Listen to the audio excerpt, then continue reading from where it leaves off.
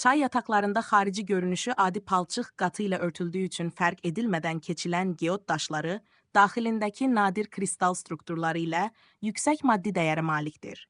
Onların formalaşması milyonlarla il çəkir.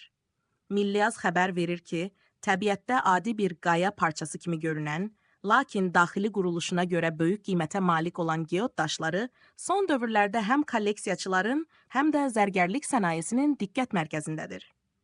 Çay yataqlarında xarici tərəfi palçıqlı və kərpic rəngli təbəqə ilə örtülən bu daşlar, kənardan baxdıqda heç bir iqtisadi dəyəri yoxmuş kimi görünsə də, içindəki kristallar heyrət doğurur. Xarici səthi tamamilə kələkötür və 10-cı qatla örtülmüş daşın içindən çıxan bənövşəyi, çəhrayı və ağ kristallarının yüksək keyfiyyət standartlarına sahib olduğu görünür. Bu növ tapıntılar mineral sıxlığına, rəng dolğunluğuna və kristal ölçüsünə görə yarı qiymətli daşlar kateqoriyasına aid edilir. Xüsusilə şəffaflığı yüksək olan hissələr zərgərlik sektorunda və dekorativ əşyaların hazırlanmasında xammal kimi istifadə olunur.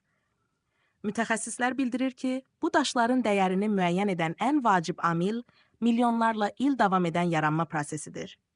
Vulkanik fəaliyyətlərdən sonra süxur boşluqlarına sızan minerallı suların kristallaşması ilə meydana gələn bu xəzinə, görünüşlü strukturlar, təbiətdə nadir tapıldıqları üçün yüksək bazar qiymətinə malik ola bilirlər.